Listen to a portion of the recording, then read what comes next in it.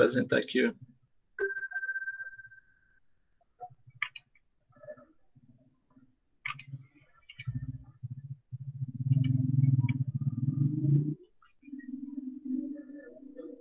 Em média, 11 pessoas participando.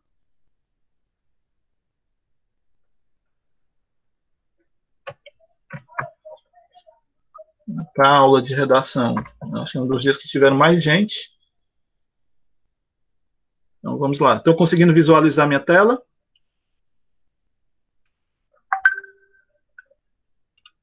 Sim, dá para ver. Pronto, né? Vamos lá iniciar. Então, vamos estar aí, né? Disciplina de redação. E aí, vocês estão preparados para o provão?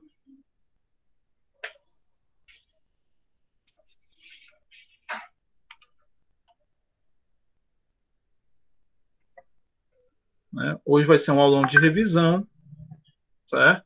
Só dar permissão ali para...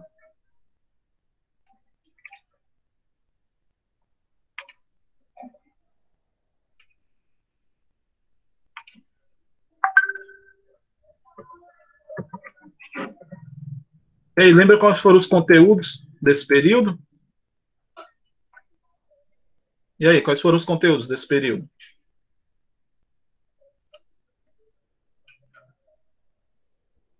E aí, meninos? Gêneros Hipertexto, né? institucionais, hipertexto. Termos instrucionais, digitais, né? Hipertexto e intergenericidade ou texto híbrido. São os seus 4 conteúdos, né, que serão trabalhados hoje, né, fazendo a revisão mais focada na prova que vocês vão fazer na próxima semana.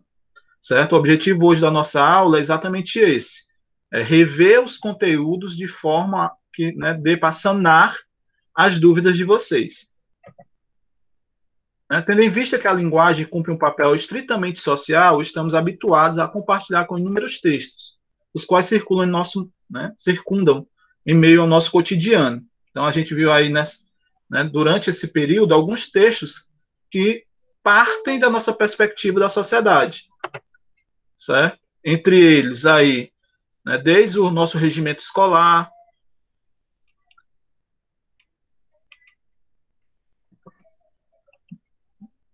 textos que vocês utilizaram, por exemplo, no período da pandemia, né, para fazer receitas, manual de jogos, né, que vocês citaram, né, textos com as características virtuais, né, o chat, as redes sociais, o YouTube, a nossa própria plataforma, né, de aula. Então, todos esses aspectos foram textos, né, que estavam circulando ou através do suporte tecnológico ou a partir de livros que vocês tiveram contato durante esse período. Primeiro que a gente vai revisar aí são os gêneros instrucionais. Ok? Então, lembrando, eles são textos injuntivos que apresentam a finalidade de orientar o leitor, né, destinam-se a fornecer instruções, tendo por isso um caráter informativo e objetivo. Lembrem disso. Né? Qual é o foco dos textos instrucionais? É informar vocês, sendo mais objetivo, de forma que, né, oriente, né, a finalidade dele é orientar, né, de certo ponto, a como você deve se proceder. Não é mandar, né? Você não deve, por mais que seja um prescritivo, a finalidade maior é a orientação também. Então, quais são as principais características desse gênero? Né? Os principais gêneros, no caso aí, manual de instruções, alguém lembra mais algum? Receita. Receitas, olha, estou bem em cima. Regimento. Regulamento, regimento, olha, até... Vocês viram antes o slide? Eu não vi, não. Né, os regimentos, ó, todos os regulamentos, né, desde o nosso regimento, os estatutos, as regras de jogos, os editais de concursos, tá bom? né, os nossos códigos, as nossas leis, todos eles são textos instrucionais. A gente tem que lembrar aí é que, né, eles se adequam também à linguagem. Né? Por exemplo, um regimento de jogo de futebol, né, as normas de um estatuto de um jogo de futebol, ele vai ter uma linguagem mais técnica, né, com palavras do meio do futebol, do meio do esporte. Né, uma linguagem mais técnica para esse ramo. Já, por exemplo, nossos códigos civil, né, nossa lei de trânsito, ela vai ter uma linguagem mais formal e mais objetiva no ponto de instruir quais são as normas que a gente deve, né, vamos assim dizer, né, seguir. Já uma receita, ela tem uma linguagem menos formal, né? Ela não é que ela seja um texto informal, mas ela não tem o caráter formal que uma lei tem. Até mesmo imagine aí você lendo uma receita aí para fazer uma receita de um bolo, você né, segue-se o processo, né? Então a formulação da receita, a linguagem utilizada nela vai ser uma linguagem menos formal, né? Uma linguagem mais coloquial e mais acessível ao seu público. Então, a linguagem ela se adequa muito ao público que lhe é visado. A gente vai ter as bulas e as prescrições médicas, que são textos prescritivos, os editais de concursos e os folhetos explicativos, os guias turísticos e os próprios mapas que têm né, essa tendência instrucional. Né? Você quer ir daqui para Fortaleza, mas você nunca foi. Então você vai no Google Maps ou pega o mapa, né, em papel e verifica quais são os caminhos, né, estradas CE ou BR que você pode estar utilizando. Isso não deixa de ser, né, um texto instrucional. Lembrando que os textos instrucionais, a maior parte deles textos verbais, contudo, eles utilizam elementos não verbais, né? Por exemplo, o mapa, né? Todas essas imagens das estradas, as receitas, né? A foto do prato, a foto dos ingredientes, o manual de instrução, né? A imagem do produto, né? Onde é que vai estar a tecla tal, onde é que vai apertar o parafuso tal. Então, eles conciliam uma linguagem verbal e verbo-visual, né? Uma linguagem não verbal, né? Que a gente pode até denominar uma linguagem multimodal, né? Nesse ponto, né, ou linguagem mista, uma linguagem híbrida, para melhor orientar o seu receptor, né, melhor, né, quem está lendo ali o texto, né, e a finalidade, mediante a finalidade dele. Então, quais são as principais características desse texto? Guiar-nos, né, quanto aos procedimentos a serem adotados, ou seja, orientar, né, mediante os procedimentos a ser adotado, desde uma receita, né, como eu vou fazer, seguindo passo a passo, e, né, ou, por exemplo, um regulamento, um regimento. Ele tenta ser de maior forma concisa, ou seja, resumida, clara e objetiva. Até mesmo porque você não vai, por exemplo, para montar uma cômoda. Comprei uma cômoda aqui para o meu quarto, eu vou montar. Imagine se você tiver toda uma tese de todos os procedimentos, de como seria, né, as possíveis artes. Isso não pode, não tem que, né, esse texto seria muito longo, né, e a finalidade de orientação aí ia se perder. Da mesma forma, uma receita. Professor, as leis são enormes, né, são folhas e folhas, mas é porque elas têm vários campos de atuação. Né? Então, ela vai sendo especificada para cada campo. Mas você não vai ler todo o estatuto. Né? Cada lei representa uma área a qual você deve atuar. Então, tira-se aí os traços subjetivos e juízos de valor. Né? Você não vai, por exemplo, dizer, né, que, né, deve se comportar dessa forma as pessoas com maior dignidade, por isso devem se comportar na sala de aula os alunos, né, com maior moral. Não é isso. Né? Eles são objetivos. A gente ainda pode ter um ar de subjetividade, né, às vezes na receita, né, que acabam pessoas, né, colocando, né, é um ótimo prato, mas isso já é uma opinião. Não vai estar dentro, certo, do próprio texto da receita. Tanto que é que, por exemplo, coloca-se como sugestão acrescentar tal erva, ou fica opcional o uso, né, de mais ou tanto desse ingrediente. Utilizam-se essas palavras exatamente para não dizer, a receita fica melhor se você usar a margarina do produto Y. Quando você coloca isso, você está trazendo um ar muito subjetivo e está fugindo do foco instrucional. Alguma dúvida até aí?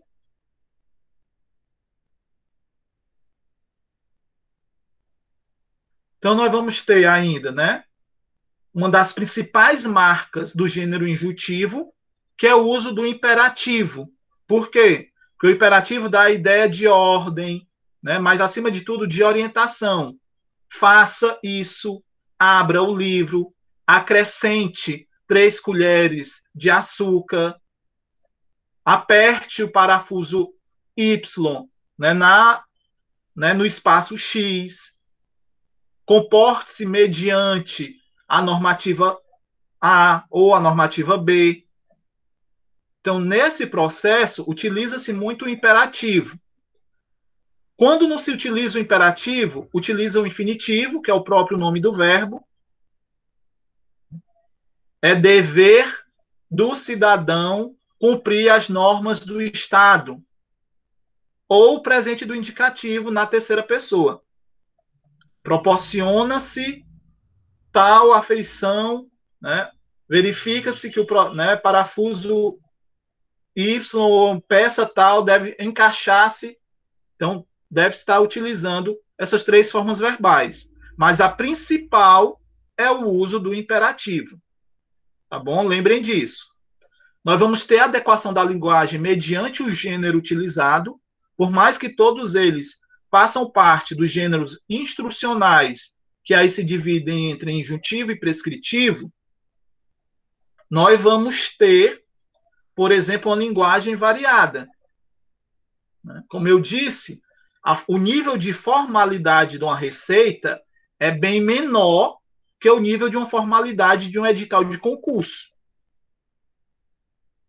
Tá bom? O edital de concurso ele é bem mais formal, ele é bem mais culto, ele utiliza uma linguagem técnica dependendo da área que ele vai atuar, né? Da mesma forma que é as leis, os regimentos. Já, por exemplo, um folheto turístico, um guia turístico, né? Ele tem uma linguagem mais branda, mais acessível, mais voltada para o público. Que se o público é jovem, ele pode estar utilizando uma linguagem até um pouco com gírias. E aí, que tal conhecer esse lugar? O novo point da cidade.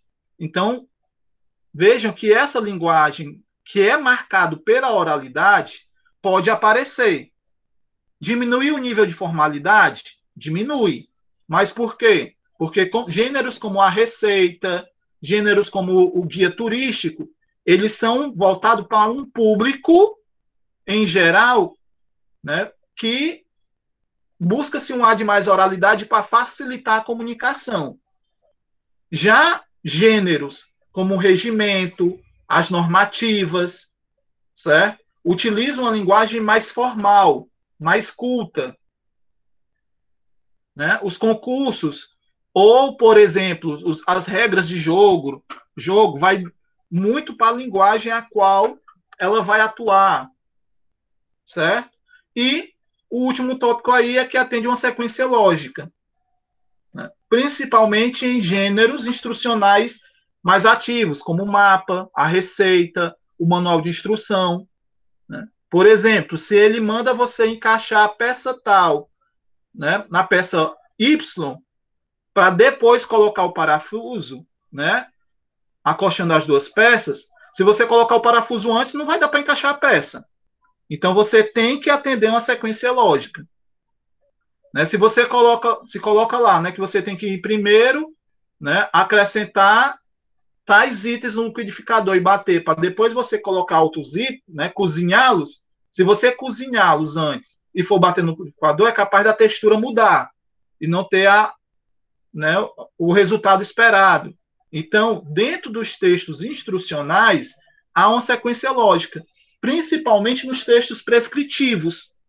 Né? Se o médico, por exemplo, orienta você a tomar um remédio em 12 horas, se você tomar passando do tempo, ele não vai ter o resultado esperado. E se você tomar bem antes, né, você pode ocorrer um risco de uma superdosagem. Então, há o entendimento que dentro desses textos há uma sequência que deve ser cumprida. Certo? Alguma dúvida até aí? Na hora do recapitular?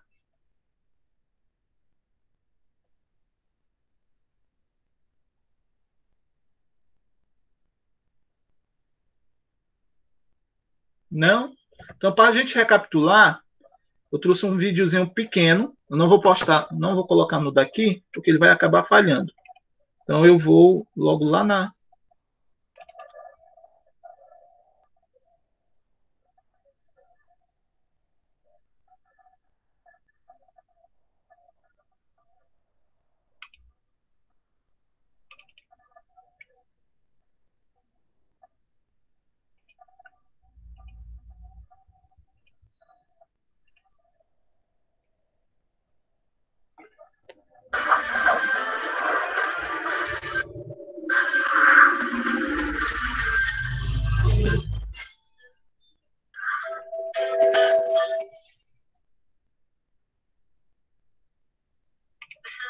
Olá, pessoal. Eu sou a professora Vânia Araújo e sou professora de interpretação de textos do Gran Cursos Online. Eu quero te dar uma dica sobre o texto injuntivo. O texto injuntivo anda caindo muito nessas provas de concurso em quase todas as bancas. E o que é esse texto injuntivo de fato? É aquele, olha só que interessante, que visa dar ordens, dar avisos, dar instruções, fazer advertências ou prescrever procedimentos. De que maneira que esse texto pode ser cobrado de você na prova? Injuntivo, instrucional ou prescritivo. Guarde bem, instrutivo, injuntivo, instrucional ou prescritivo. Que dá avisos, que dá ordens, que faz advertências, que dá conselhos, que dá instruções. Exemplo desse tipo de texto. Leis e artigos de modo geral, bulas de medicamentos, placas de sinalização, quaisquer que sejam, os editais dos concursos, instruções normativas e os regimentos também são textos considerados injuntivos. Tomem muito cuidado com esse tipo de texto e procurem estudá-los com profundidade. Boa sorte para vocês, até mais.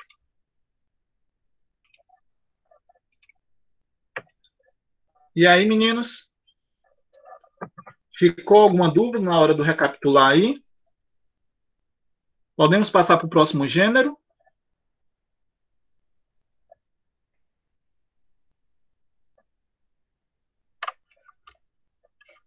Podemos passar para o próximo gênero?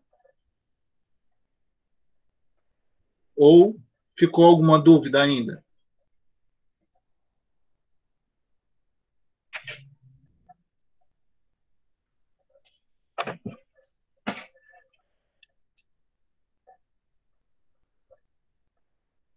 Sim, pode passar, né? Então, vamos lá prosseguir.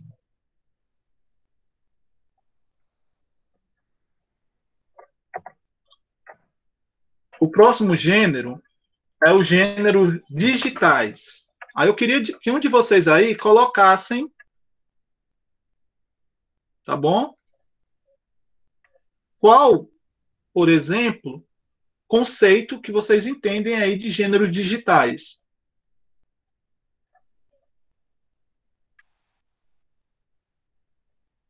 Vamos lá? O que é que vocês entendem por gêneros digitais ou gêneros virtuais?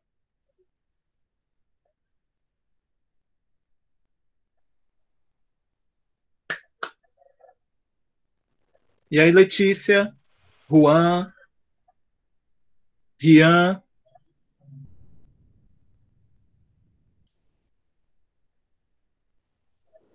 Eu acho que o gênero de digitais é meio como se fosse já um hipertexto.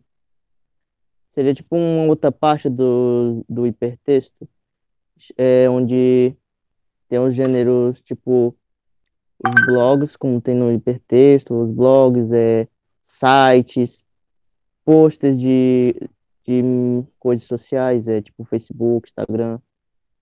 Pronto. Ó. É interessante o Rian ter apontado uma tendência que vocês têm que compreender. Que, por exemplo, o hipertexto, e a gente vai já ver isso, ele não é um gênero textual e nem uma tipologia, tá bom?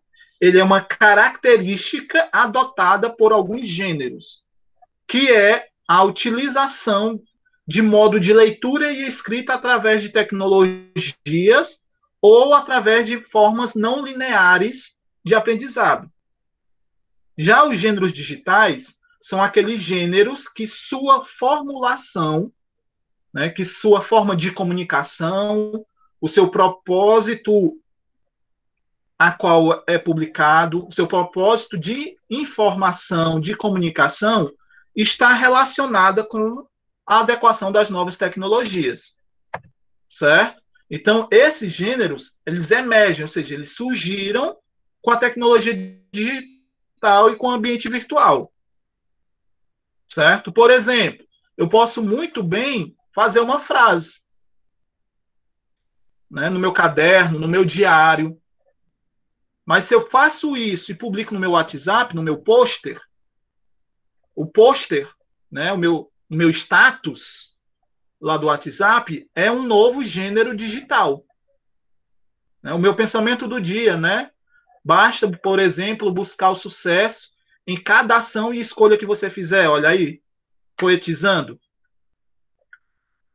Então, essa minha fala aí é só um pensamento. Mas a partir do momento que eu publico ela no meu status, eu estou fazendo ela um pôster. Eu estou utilizando ela como status no WhatsApp. E isso caracteriza um gênero. Ah, a frase vai ser o gênero digital? Não. O pôster no WhatsApp vai ser um gênero digital. Certo?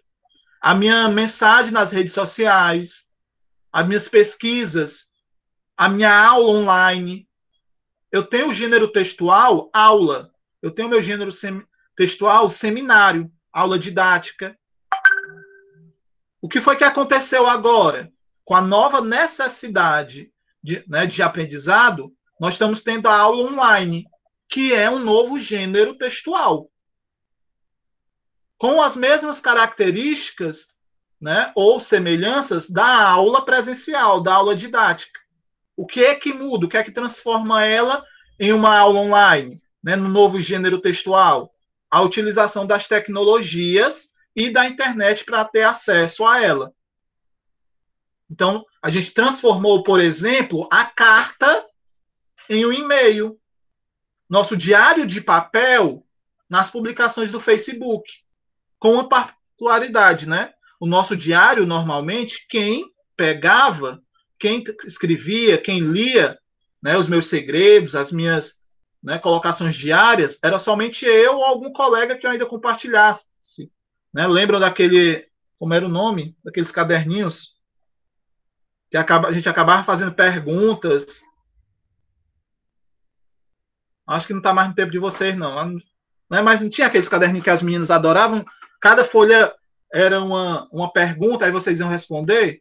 Hoje a gente tem posters da internet que faz essa mesma coisa. Sim ou não? Vocês preferem essa roupa ou essa?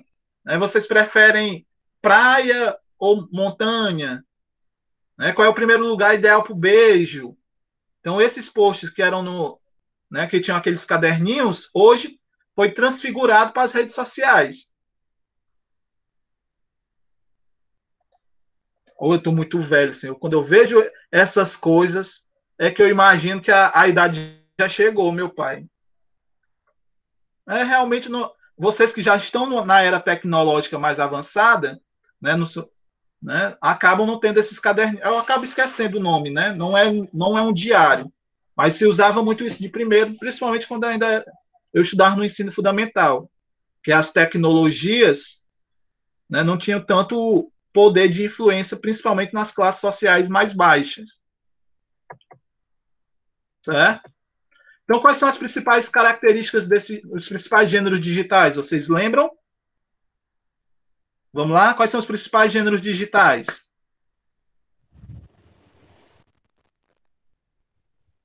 E aí, Rian? Beatriz, Alex, Rocha.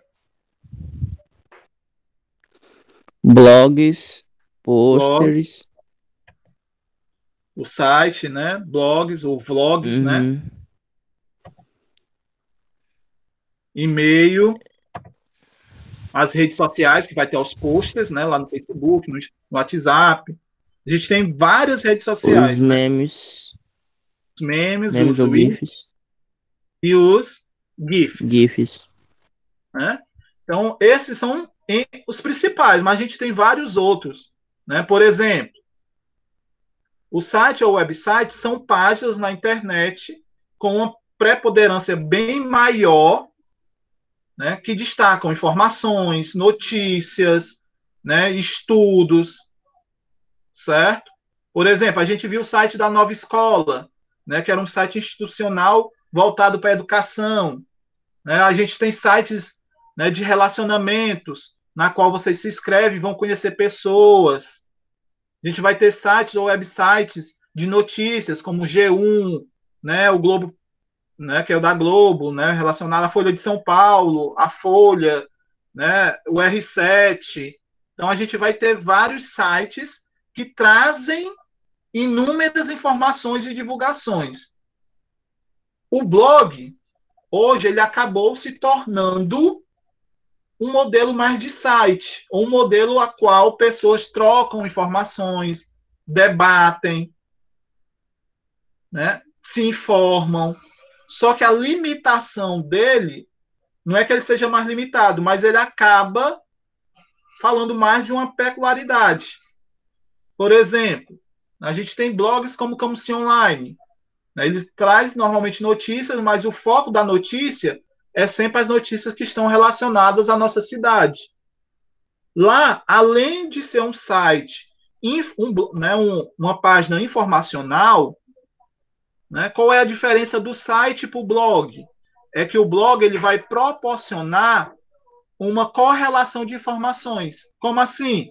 Eu posso colocar lá no pôster do blog, lá na publicação, a minha opinião, né? Vai estar um espaço lá para colocar, né, minhas trocas de informações.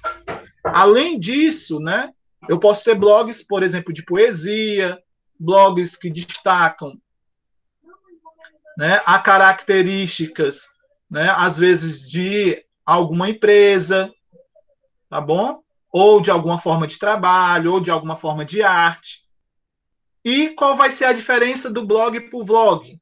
É a substituição das postagens escritas pelas postagens audiovisuais. Então, hoje, por exemplo, a gente tem né, que a gente chama aí de youtubers, né? Ou vloggers. Né? É vloggers, né, Rian? Vloggers, né? Vloggers. Vloggers. Por favor, meu inglês está enferrujado. Mas vocês compreenderam. Vloggers.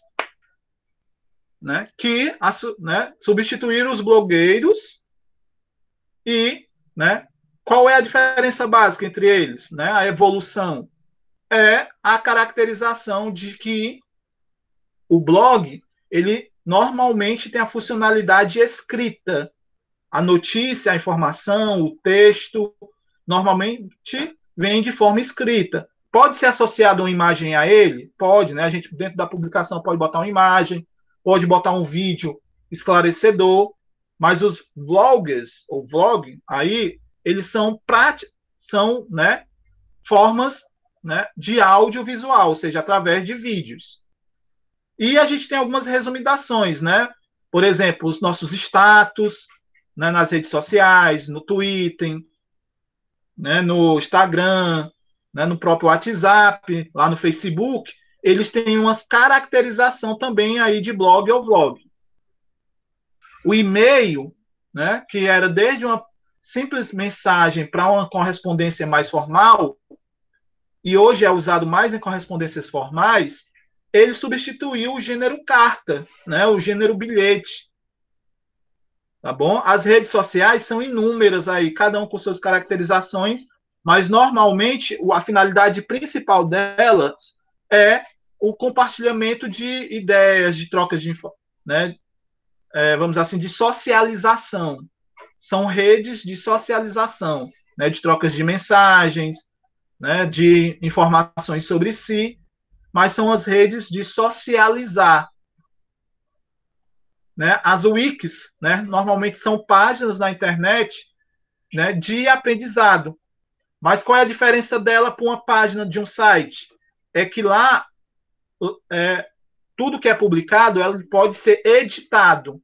Você entra na página, se inscreve nela e você pode editar a informação que se encontra lá. Você pode contribuir lá no texto, né, de forma editável.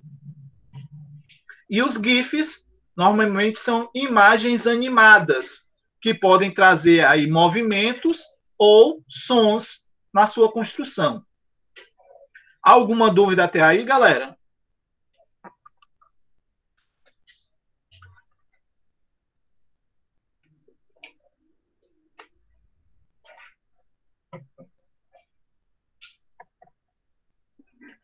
Então, quais são as características textuais que melhor, né, expõem esses textos? Normalmente, eles são textos de diferentes situações comunicacionais e vão se adaptar mediante isso. Por exemplo, a adaptação que o blog teve, que era a parte escrita, para agora a parte audiovisual, né? E transformou-se em vlog ou em status lá no WhatsApp, ou status do Instagram, do Twitter. Eles vão surgindo mediante as novas mídias e as novas inovações. Por exemplo, cada rede social ela tem sua peculiaridade, tá bom? Ela tem uma sua finalidade e ela vai surgindo mediante a finalidade e objetivo que, né, ela vai sendo criada. Essas produções de textos, eles são bem mais curtos e diretos, principalmente, né, quando estão relacionados aos posters, relacionados às redes sociais. Eles dialogam, né, de uma forma com elementos verbais, né, que é a escrita, e audiovisuais, que é a linguagem não verbal, e a presença de hipertextos, de abreviatura e uma linguagem interativa. Tá bom? O que é que vai ser a presença desse hipertexto ou abreviaturas? Abreviaturas a gente vai ver muito nas conversas das redes sociais, né, nas mensagens rápidas, a qual vocês acabam abreviando, né? Desde o simples FDS, né, final de semana, VC, você, e inúmeras outras que, né, às vezes no cotidiano jovem, no cotidiano internauta, né, acaba às vezes dificultando a leitura de quem não tem tanta familiaridade com esse mundo. E o hipertexto é essa sequência de leitura textual. Eu posso estar, por exemplo, lendo um texto e intuitivamente ir para outras páginas, né, sobre o assunto ou variando o assunto sem precisar fazer uma linguagem linear, né, fazer uma leitura linear. Então, para recapitular, eu também trouxe um videozinho que eu já expus aqui, tá bom? Eu vou estar mostrando mesmo no outro aplicativo, porque no slide ele estava travando.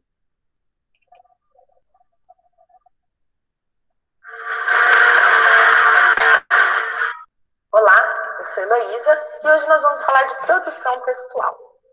Dentro dos textos, nós temos que pensar sempre nas suas divisões. Deixa eu só olhar quem é que está pedindo permissão. Pronto. A Mailana. Para que nós consigamos analisá-los de uma maneira mais correta. Os textos são sempre a maneira pela qual nós nos comunicamos. E essa maneira é tecnicamente chamada de gênero. Os gêneros nos acompanham desde o início da fala e depois vieram se desenvolvendo na escrita e servem sempre para as situações comunicativas que nós temos, das necessidades de comunicação que nós desenvolvemos. Então, no início nós tínhamos gêneros que eram marcados pelos versos, que era o caso da poesia, que até hoje é um gênero comumente utilizado na literatura. A poesia, nos tempos passados, era um gênero oral e servia para que as pessoas se lembrassem e tivessem a memória passada oralmente, boca a boca, dos fatos históricos, das narrativas milenares, até que veio a escrita. E a partir da escrita começaram a surgir novos gêneros, que servem tanto para a escrita quanto para a fala, ou especificamente para cada uma dessas situações de comunicação. O que nós vamos falar hoje é dos gêneros virtuais, que na verdade são gêneros novos, recentes, falando-se historicamente, mas muitos deles, são releituras de gêneros que nós já utilizávamos, que caíram porque não servem mais às nossas situações, mas foram reestruturados de acordo com o mundo virtual e a tecnologia que nos cerca. Nós podemos começar falando do e-mail, que todo mundo sabe, é uma leitura da carta, tanto da carta pessoal quanto da carta comercial, visto que o e-mail é uma tecnologia utilizada para comunicação individual, mas sempre em nível de 2 interlocutores. Então, se eu tenho uma necessidade de me comunicar hoje com alguém que não está fisicamente, espacialmente próximo de mim, eu não preciso mais escrever uma carta, enviar ao correio, colocar no correio, enviar, esperar o tempo de postagem. Eu posso simplesmente pegar o meu computador, meu tablet, meu celular, escrever a mensagem, colocar o endereço virtual para o qual vai chegar e automaticamente, instantaneamente, essa mensagem chegará para o seu receptor. Isso faz com que algumas coisas tenham mudado no gênero carta para o gênero e-mail. Por exemplo, essa instantaneidade faz com que não seja mais necessário marcar a data e o local, como se fazia na carta. Por quê? Porque o leitor já tem acesso no cabeçalho do e-mail, que é automaticamente gerado pelo provedor do e-mail, a essas informações. Então, isso também nos dificulta para fazer com que nós burlemos essas informações. Então, a gente não pode mais colocar uma data diferente do que a que está sendo enviada, ou um horário diferente. Isso daí está sendo gerado automaticamente, né? Então, o e-mail é um gênero virtual que veio para essa comunicação interpessoal. Pode ser tanto pessoal quanto comercial. Nós temos também o blog, que muitas das vezes serve de narrativas para contar do dia a dia das pessoas que estão escrevendo ali. Então, já não é mais algo direto, interpessoal, mas sim algo para um público em geral. Mais recentemente, nós temos o Twitter, que é uma descrição ou uma frase ou algo, uma mensagem que deve ser vinculada pelaquela pessoa, que deve conter apenas 140 caracteres. Isso é extremamente positivo, porque faz com que a gente desenvolva a nossa concisão, ou seja, a arte de conseguir passar a mensagem inteira, mas sem colocar nada que não seja necessário por ali. Nós temos também o post, que é mais comumente conhecido como uma postagem muito rápida, é uma mensagem, geralmente narrativa também, sobre o seu cotidiano.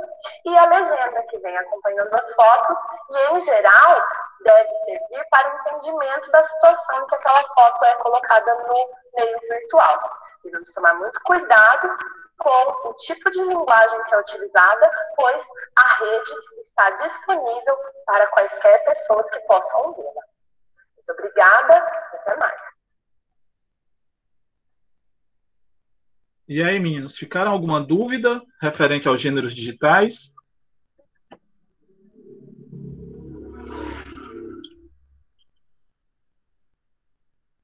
Eu Podemos não. prosseguir. Pronto, né? Qualquer coisa é só perguntar. Então, agora a gente vai para o hipertexto, certo?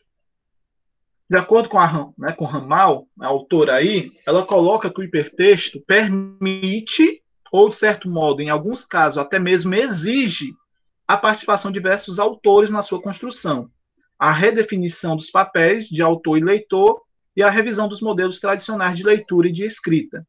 Por seu enorme potencial para se estabelecerem conexões, ele facilita o desenvolvimento de trabalhos coletivamente, o estabelecimento da comunicação e a aquisição de informação de maneira cooperativa. Professor, o hipertexto é um texto escrito igual a Wikipédia, por várias pessoas? Não é isso. É porque a partir do momento que, por exemplo, um autor publicava um romance, normalmente, né, a sua leitura era linear. Como assim? Para você saber de um determinado ponto do romance, né, você tinha que lê-lo, né, até o final, ou até esse ponto. No hipertexto, essa leitura ela pode ser dinâmica. Você não precisa seguir essa linearidade. Ah, professor, bastava eu ir pular as páginas e saber o final do livro, do romance. Mas isso, você saberia o desfecho, mas não ia saber, por exemplo, o clímax, não ia saber, por exemplo, né, as ações que levaram a esse desfecho. E isso também numa pesquisa, né, era também provido disso. Você tinha que estar seguindo essa linearidade, essa sequência. O hipertexto é a possibilidade de não segui-la. Com isso, as pessoas que vão ler necessariamente não precisa seguir a orientação de quem escreveu o texto. As possibilidades de novas janelas, de novas abas, de novos conhecimentos, de novas sugestões, de outros autores falando sobre o mesmo assunto, vai estar nessa rede de informações que eu posso, né, ter com a internet ou até mesmo de forma escrita. Se vocês pegarem, por exemplo, o livro de português de vocês, em determinadas abas, né, páginas, aliás, vocês vão ter caixas textuais falando sobre alguns assuntos. Então, eu posso interromper minha leitura e fazer a leitura daquelas caixas. Isso é uma caracterização de hipertextualidade. Certo? Ou eu simplesmente posso ignorar essa caixa de hipertexto e seguir minha leitura. Então, essa caracterização faz com que você seja o autor da sua própria leitura. Ok?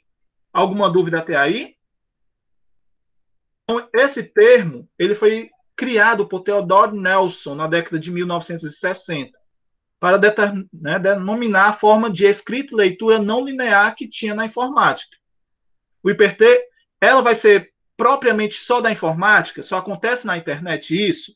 Como eu disse, não. Né? Essa hipertextualidade é como fosse a nossa linha de raciocínio. Né? Quando você está falando, mas você pode estar falando algo e já pensando em outra coisa. Então, o seu cérebro ele tem várias linhas de sequências de conhecimento, várias formas de processar informações. Você, por exemplo, tem pessoas que têm a habilidade, né, tem a forma, por exemplo, de aprendizado de estar escutando e vendo uma explicação e, ao mesmo tempo, fazendo um desenho, né, escutando uma música, ou até cozinhando, fazendo duas atividades ao mesmo tempo.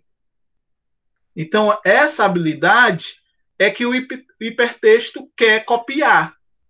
Não é que o hipertexto você vai fazer essas duas atividades ao mesmo tempo. Não, não é isso. Mas essa forma de ver o cérebro humano que ele quer trazer para a leitura. Então, você pode, por exemplo, estar associando dentro da leitura fatos, imagens, sons e produzindo uma teia de conhecimentos ao mesmo tempo que você está fazendo a leitura daquele texto. Então, as principais características, né, da hipertextualidade é uma forma organizacional, né, pode ser concebida no papel, mas ela é mais comum nos ambientes digitais, pela facilidade dessa questão, né, de você mudar o tópico, ok? Né, de uma leitura para outra. Essa conexão imediata com vários trechos, há necessidade de uma concentração maior, porque você pode acabar perdendo, né, na leitura ou saindo do foco a qual você ia pesquisar, certo? Mas é um mergulho em diversos aprofundamentos de um tema.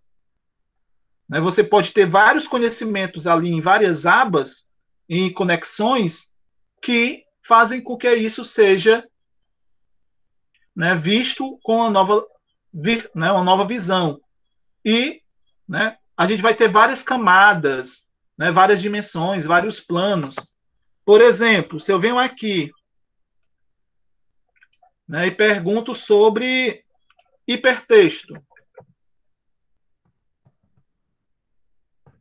o Google, eu vou ter aí, né, desde uma página do dicionário, dizendo o que é, eu vou ter imagens, vou ter vídeos, né, a partir do momento que eu entro numa página, né, eu vou ter, por exemplo, toda uma colocação, recomendações do que seriam outras informações, certo? Posso ter links que me levam, né, a outras páginas. Então, essa leitura... o hipertexto ele normalmente utiliza de linguagem mista ou intertextualidade. Então, eu posso ter links que já me levam a outras páginas. E isso é uma caracterização de hipertexto. Eu não preciso ler até o final, né, uma informação para me buscar depois outra informação. Eu simplesmente posso ir para aquela informação, depois retornar para a leitura que eu estava, sem ter um prejuízo de tempo. Eu escolho as informações que quero estar verificando dentro da minha leitura. Certo? Então, normalmente o texto normal, a gente tem essa sequência linear, e o hipertexto é como eu vagasse por várias abas, né, de várias leituras. Né? Para recapitular aí melhor, a gente vai ver um vídeo aí do Caminhos da Linguagem, pequenininho só para... Um fenômeno que parece pertencer ao mundo contemporâneo, mas que já existe há algum tempo. Conheça comigo o hipertexto, depois da vinheta. Saudações, caminhantes! Eu sou Prosa Júnior e você está no Caminhos da Linguagem. De forma básica, podemos dizer que o hipertexto é uma forma de escrita não linear. Mas como assim não linear? Veja aí, na história da escrita, os textos eram, em sua maioria, narrativos e seguiam uma composição linear e sequencial, ou seja, seguiam uma linha temporal formada por acontecimentos que ocorriam um após o outro. Porém, com o advento da tecnologia, um novo paradigma surgiu. Na década de 1960, Theodore Nilsson elaborou o termo hipertexto para designar as formas de escrita e de leitura que vinham da informática. Nesse universo, a estrutura hipertextual não segue uma linha fixa. Assim, temos diversos modelos de composição. Temos, por exemplo, o modelo hierárquico, em que há uma entrada principal para o documento e, através dela, se tem acesso a outros arquivos. Há também o modelo reticulado, em que são apresentadas diferentes entradas. Porém, alguns arquivos só podem ser acessados por um caminho específico. Por último, vamos citar o modelo em rede, que é totalmente descentralizado, permitindo acesso a qualquer documento a partir de qualquer ponto. Desse modo, o hipertexto se manifesta de maneiras inusitadas. Mas será que esse fenômeno se apresenta apenas no mundo digital?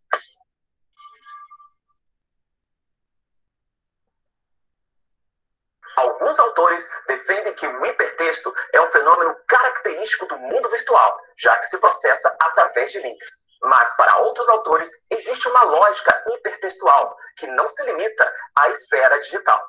Essa lógica pode ser observada na leitura de um dicionário. Quando lemos um verbete, ele indica outro verbete, e este, por sua vez, indica outro, e assim sucessivamente. Isso leva a pessoa a ter uma experiência não linear. Outra característica marcante deste mundo hipertextual é a interatividade. A experiência interativa no mundo hipertextual permite acesso a diferentes depósitos de informação. Também propicia a interação entre usuários que acessam a mesma informação, fazendo assim que o conteúdo seja constantemente revisado. Essa revisão pode gerar um aperfeiçoamento ou uma deturpação. Mas isso é um assunto para um outro vídeo. Se você gostou desse vídeo, dá uma curtida.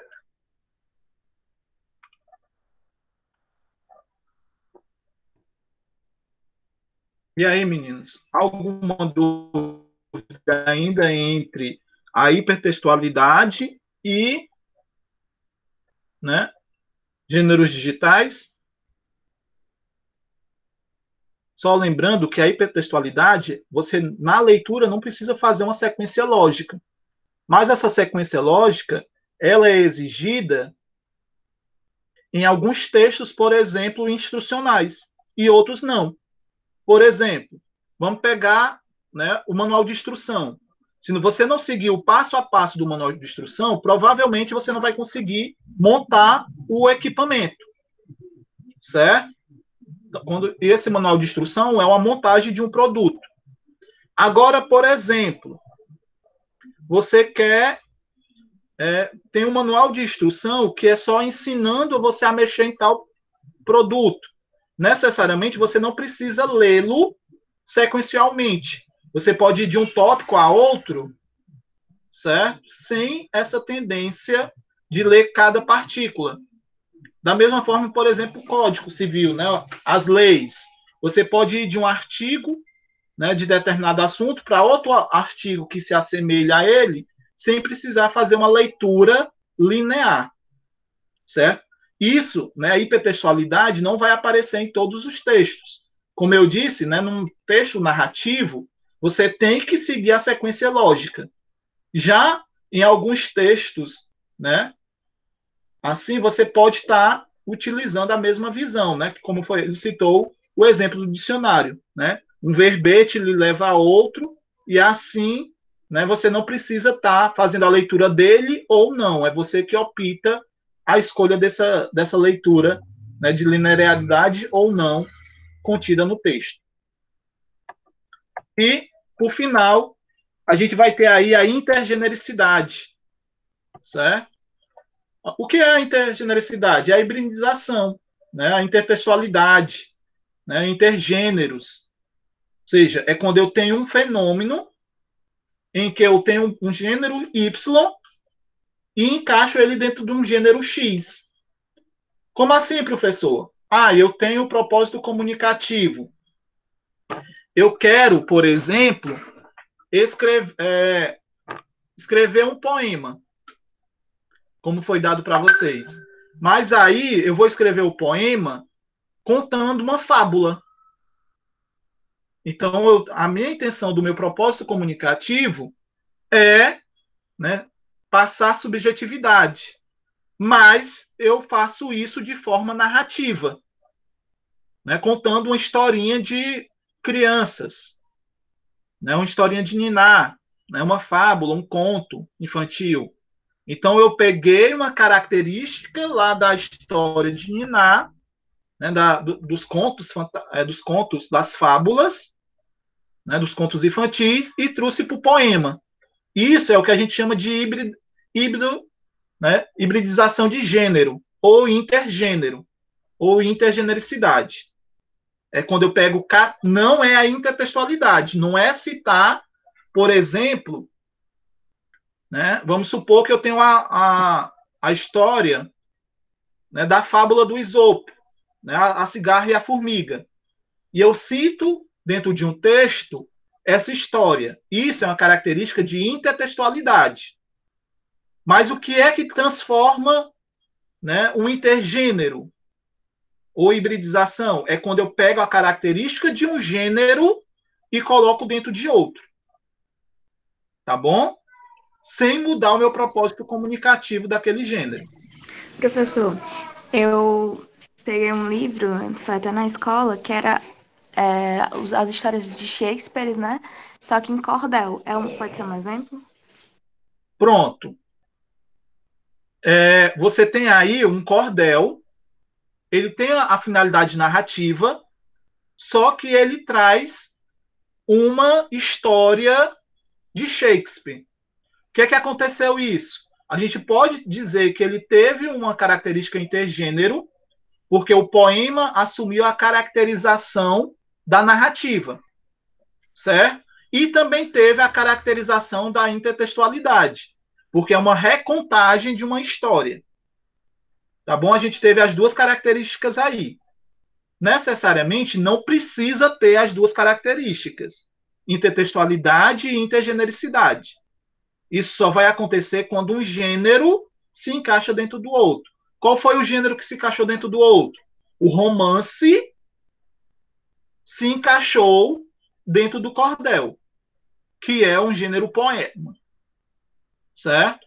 Mas, por exemplo, você tem outros livros lá na estante da biblioteca que são resumos, né, de uma forma resumida, que é contado a história. Você teve o intergênero? Não. Você teve a intertextualidade. Tá bom? Você só vai ter o intergênero ou intergenericidade quando uma característica textual de gênero é assumida por outro gênero. É como diferentes gêneros dialogassem, né? Trocassem informações e características. Então, esse é o principal ponto da intergenericidade. Só para a gente analisar um pouco mais, ó, vou expor esse vídeo. Aí depois a gente acaba trabalhando em uma questão. Também que o nosso tempo já está.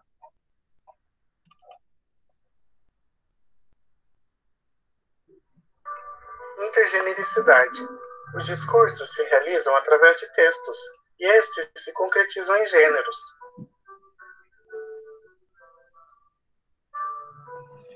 Os gêneros possuem forma, que é a estrutura composicional própria de cada texto, função, que é a finalidade, a motivação do texto, estilo, que é a seleção dos meios linguísticos que serão empregados, e conteúdo, que é dividido por domínios de sentido.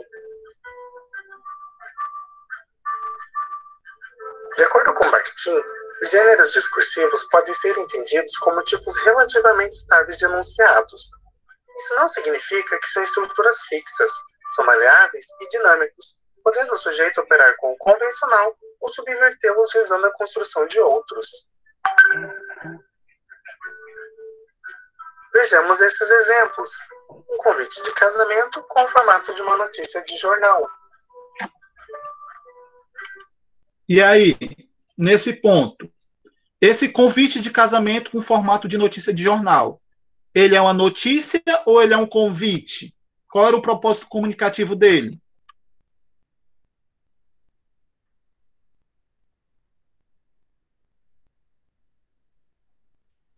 Qual era a intenção? Era informar que o casal ia se casar ou convidar você para o casamento?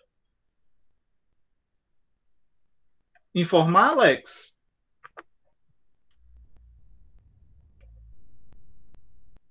Então, por exemplo, você não se recebesse, não ia se sentir convidado a participar do casamento.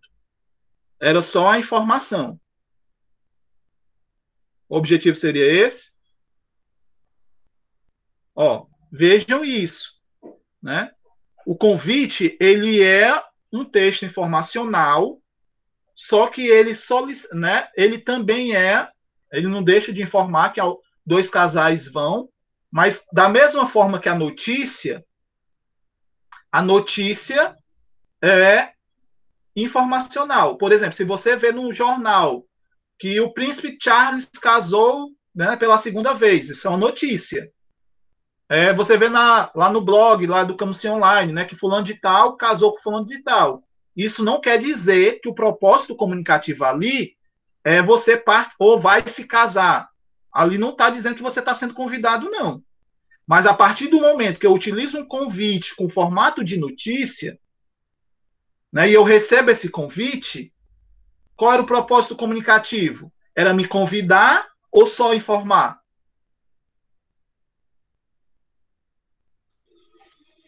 Então, vocês têm que associar muito ao propósito comunicativo, à finalidade textual.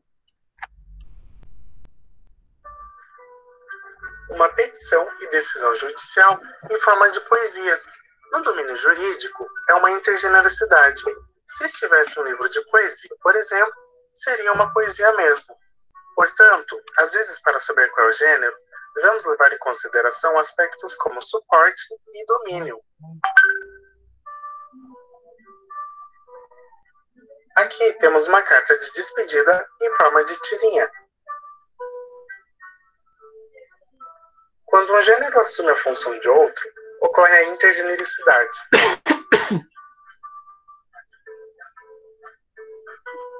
Mas quando isso acontece, como eu vou saber qual é o gênero? O gênero é determinado pela função. Vejamos um exemplo. Aqui temos uma campanha publicitária em forma de tirinha. Nesse exemplo, temos a fusão de dois gêneros, o gênero anúncio publicitário e o gênero carta pessoal. Esse gráfico mostra como funciona a intergenericidade. Na linha horizontal, temos a forma do gênero A e B. Na linha vertical, temos a função do gênero A e B. O exemplo anterior era uma campanha publicitária no formato de carta pessoal, ou seja, exercia a função do gênero A e a forma do gênero B. A intergenericidade é, de acordo com Koch, um fenômeno de hibridização, de mistura de gêneros ou de intertextualidade intergêneros. Em outras palavras, consiste na possibilidade de um determinado gênero apresentar uma forma híbrida, isto é, apresentar a forma de outro gênero. Muito utilizado em textos publicitários e humorísticos, a intergenericidade é uma estratégia para surpreender e, geralmente, quebrar uma expectativa. Como observamos nesses anúncios publicitários, a intergenericidade é usada como um mecanismo estrutural para recriar sentidos. A criatividade provoca mudanças na estrutura, algumas vezes de forma convencional e outras de forma imprevisível. Segundo Marcuski, a publicidade atua de maneira particular na alteração do funcionamento normal das regras para que o produto se destaque. Ou seja, a publicidade desenquadra o produto do enquadramento. Vamos lá, ó. Nesse daí, a gente já sabe que é um cartaz publicitário. Mas qual foi o outro gênero textual que ele utilizou?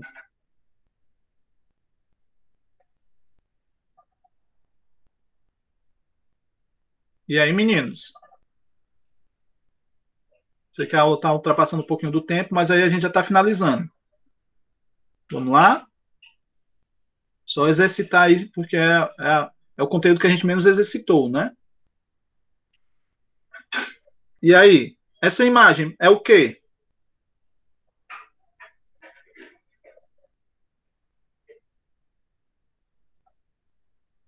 E aí, Juan, Vinícius, Victor? O que é que vocês conseguem ver nessa imagem?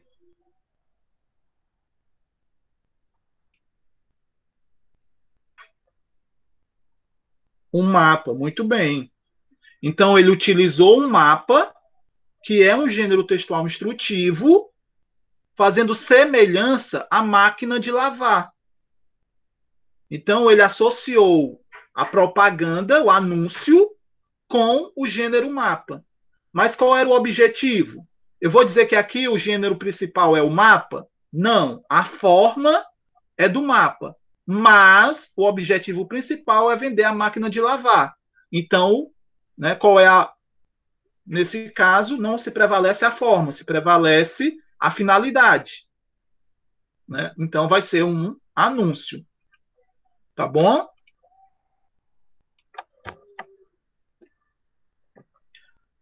Ó, nós vamos aí exercitar em mais uma questão.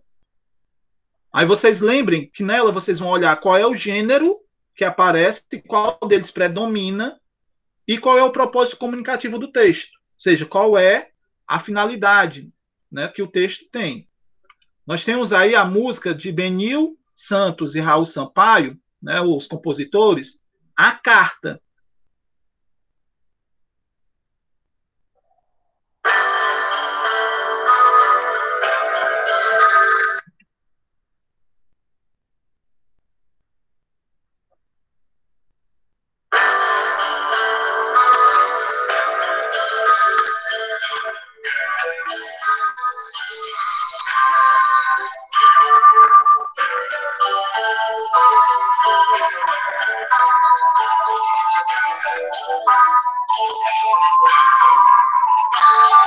Escrevo-te estas mãos traçadas minhas, meu amor, porque veio a saudade visitar teu coração. Espero que desculpes que os amor nas braços desta carta que é uma prova de afeição.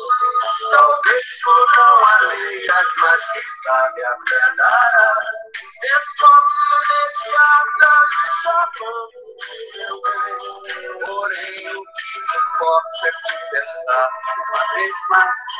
Não sei amar na vida mais ninguém. Tanto tempo faz, queria o teu olhar. A vida cor-de-rosa que eu sonhava. Igual a impressão de que já me... E aí, dentro desse gênero textual, né? Quais são os gêneros aí que a gente pode visualizar?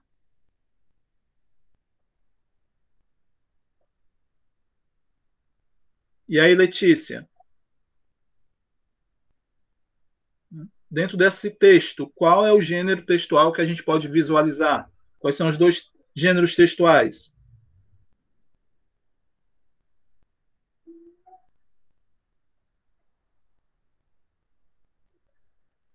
Vamos lá, meninos? Só para a gente finalizar nossa aula. Canção é um gênero? Pode ser. Sim, canção é um gênero. Então, pronto, canção é um gênero. É uma canção e um poema, né, não? Uma No carta, caso, sei lá. não é um poema, não, uma carta.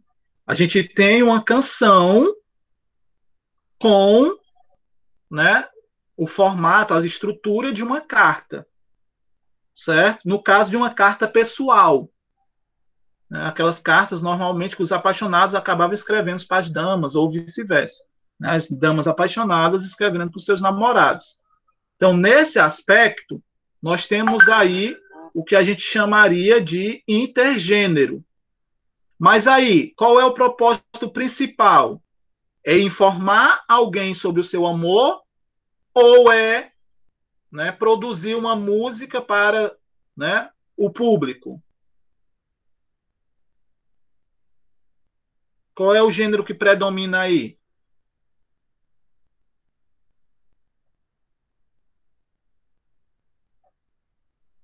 Produzir uma música, exatamente, Victor.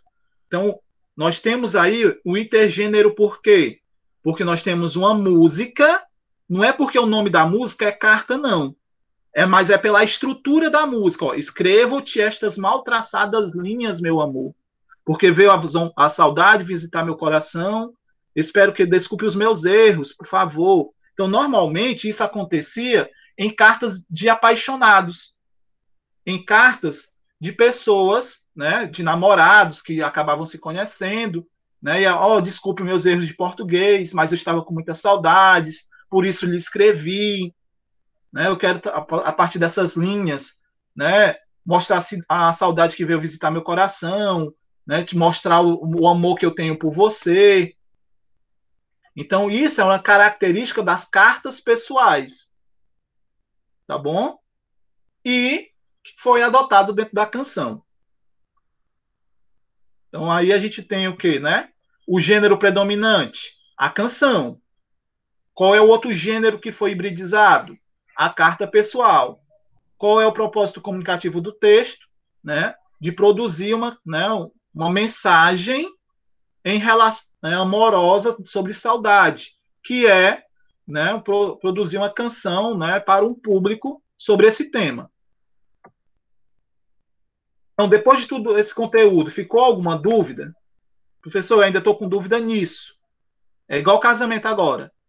Ou fale, ou se cale para sempre. Estou brincando, né? Na hora do provão, se tiver alguma dúvida, vocês podem aí estar me perguntando. Né? Se não for a resposta, eu posso estar esclarecendo. E aí? Ficou alguma dúvida?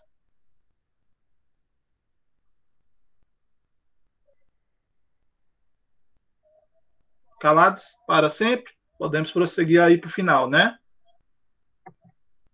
Então, só recapitulando. Quais são os conteúdos do provão? Gêneros instrucionais, intergenericidade, que é o texto híbrido, e gêneros digitais e hipertexto. Certo? Então, boa prova na próxima semana. Né? Lembrando, sucesso deriva do esforço. Então, se esforcem, estudem e muito obrigado pela participação de vocês, né? Até aí a próxima semana, quando nós teremos